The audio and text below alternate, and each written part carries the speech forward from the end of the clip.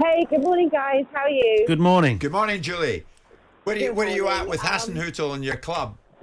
Never called for him to be removed, never ever would. If a player decides to leave or a manager decides to leave or his head turns, then you let them go. You don't worry about them. Once they're gone, once their head's gone, you let them go. Never once have I called for Ralph to go, no matter what. The 2 defeats, the big defeats, obviously, the load stints, the relegation battles every year, everybody writing us off. However, what a performance. Yeah. I don't think that Chelsea set themselves up thinking that we were going to come out and attack like we did against United on Saturday. You know, we did our best. We tried hard. We worked hard. That is what got the result. They just didn't play last night. They didn't jowl.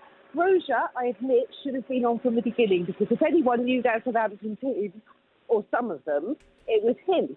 He could have made a difference to Chelsea, yet they left him on the bench. Their problem. We played well, we worked as a team, and we got the 3 points. All I care about. 3 points in the pocket. I have to say, Julie, I was a little bit sceptical of Southampton's chances early in the season, but a couple of the signings of the young lads they've made, I mean, I know it's early, but they've looked tremendous. The performances of Lavia, unfortunately, who looks like he's got a little injury, and the centre-half, Bella Kotchap, what a player he looks.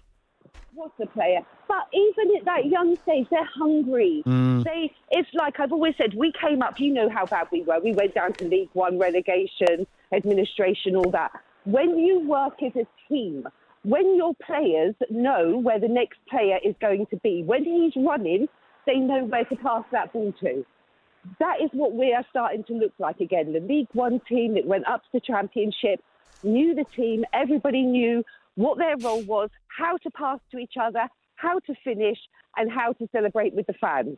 Last night, all over social media, Southampton were embarrassing, celebrating that win.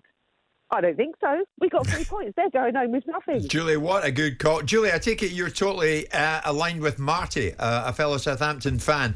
The Saints board didn't sack Hasenhüttl after 2 9-0ers. You stand by your man, you let him turn it around, and he's doing that. And he showed that last night against Chelsea. Of course. But we have to let the players gel together. You can't just get a brand new team together and, you know, they're going to work straight away. It's got to take time. But our players seem to be enjoying it. And as long as they're enjoying it, us fans are enjoying it. We were behind the team last night. I live in London. Unfortunately, I can't do night games. I'm a season ticket holder.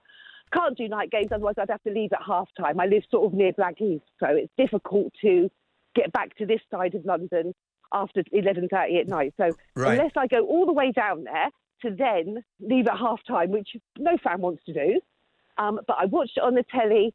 We were just passionate from the start to the finish, and that's what wins you points.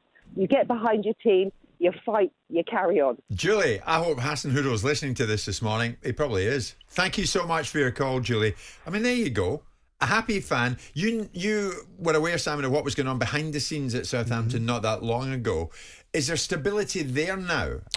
Is this a club that really is going the right direction? Well, now? I mean, this time last year, I thought Southampton were outstanding, and I talked about Hasenhüttl and the style of their play. They were so good. I think they played Newcastle last year and ran them absolutely ragged. I mean, people say it's because it was Bruce and it wasn't a very good side and so on and so forth, but they just looked so good, Southampton, they fell away.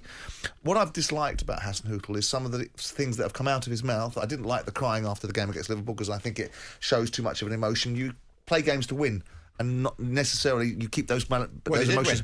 And great, fantastic. You celebrate winning and lose, and celebrate winning and accept losing in the same measure. You've cried in here. Well, that's because I'm stuck with you on a daily basis. Who wouldn't? But I also didn't like the narrative of talking about retirement and stuff like that. I thought, well, come on now, this is silly conversation. Yeah, that was odd. Yeah, but the guy's got fortitude, and the teams. I loved the redemption when they got beat by Leicester 9-0. And you saw him on a touchline, and the cameras are focused on him, and they said, like, he looks like he's going to break down. I didn't think it was I thought, this is a guy that's so incandescent with that performance that some people can have their minds concentrated. And when they went back and beat Leicester later on in the season, that to me was such a validation of someone's policies and someone's thinking. Now, with a new owner in there, they've had a strange ownership model, because prior to the purchase with the Chinese, everyone thought the Chinese were going to kick him on. And then when they turned down the offer to Virgil van Dijk, everyone thought, they're going to kick him on now. They're not going to be a football club that sells all their best players every time the best player arrives. They're not going to sell Ricky Lambert. They're not going to sell Sadio Mane. They're not going to sell the Lanas of the world that have become through from Southampton, whether it's Gareth Bale and Theo Walcott and Oxlade-Chamberlain from the past. They're going to be able to hold their own economically. They didn't. The Chinese found it hard yards. You've now got a Serbian billionaire in there, so we don't know what the state of play is, but what we do know is Southampton, after getting their heads handed to them against Tottenham in the first game of the season, are doing okay, and they're a decent football club. You know, there's lots more right about Southampton than there is wrong. Well, funnily enough, Simon, you say that. Mike, Southampton fan. I'm listening to you guys. Hasenhüttl's lucky to be in his job, though. He's made copious errors. He falls out with players. None of the new players are his picks. He's a coach, not a manager. We won, yeah, great. Well, let's see 20 games in. If he's talking about the structure of the club and how they recruit, that's out of his hands, the coach. All he can do is the job that he's given, which is keeping the team in the Premier League. Last season, they were nowhere near relegation. Do you think he's a coach rather than a manager? I think he's a manager. I don't know. Is the but your impression of him? Your impression of him as a football... no, he seems like a proper manager. He doesn't seem like somebody to me who sits on the sidelines and does as he's told. But if what I mean is, if the structure of the club means he doesn't have the final say in signings, well, that's the way it is. Their philosophy is to sell their best players and bring in younger, unknown players who work with him and create a team that stays in the Premier League. I don't think that's their philosophy. I think it's a tacit acceptance of their place on the food chain. Yeah, when Liverpool come knocking for Sadio Mane, he's going to go. He's going to go, yeah. When Liverpool come knocking for Virgil van Dijk, he's going to go. Yeah, but then they're still selling... endless. Yeah, but no. They're selling players. When you think, their top scorer, Ings, went to Villa. You've got centre-halves leaving to Leicester. Yeah. It's not quite just a big club pinching their best players. Most of their players go somewhere else if they have a good season. But they seem okay with it, and they try and replace for lesser money. And at the moment, they're doing all right, but it's a long season. I mean, Cortese, I remember him well I know down there. Nonsense, yeah. But he kicked him into shape. Well...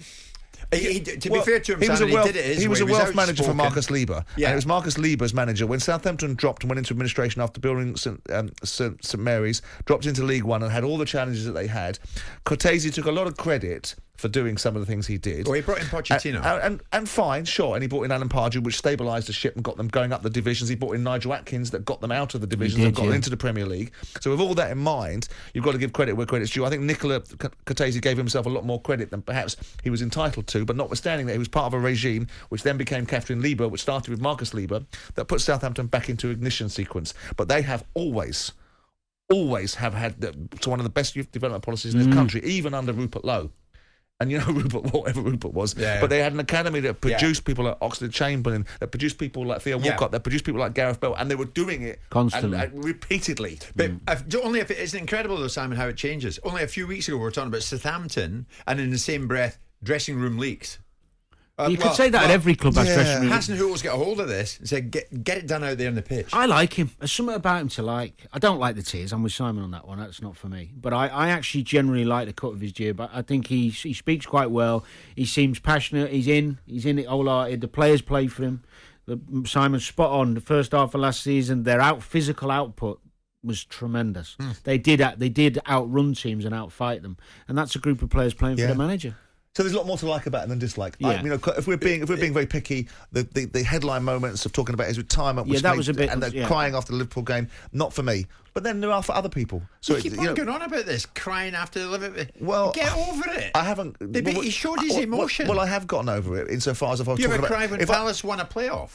Well, no, of course I didn't. I cried with the cost implications of the players increasing wages directly afterwards.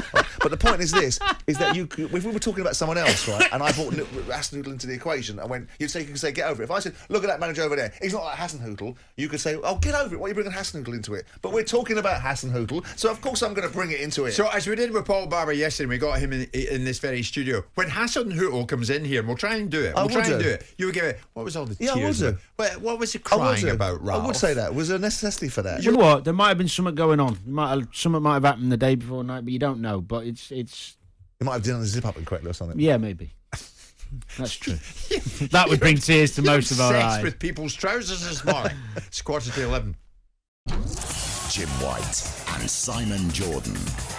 Monday to Friday mornings from 10 on AM, on DAB, via the talkSPORT app and on your smart speaker. talkSPORT.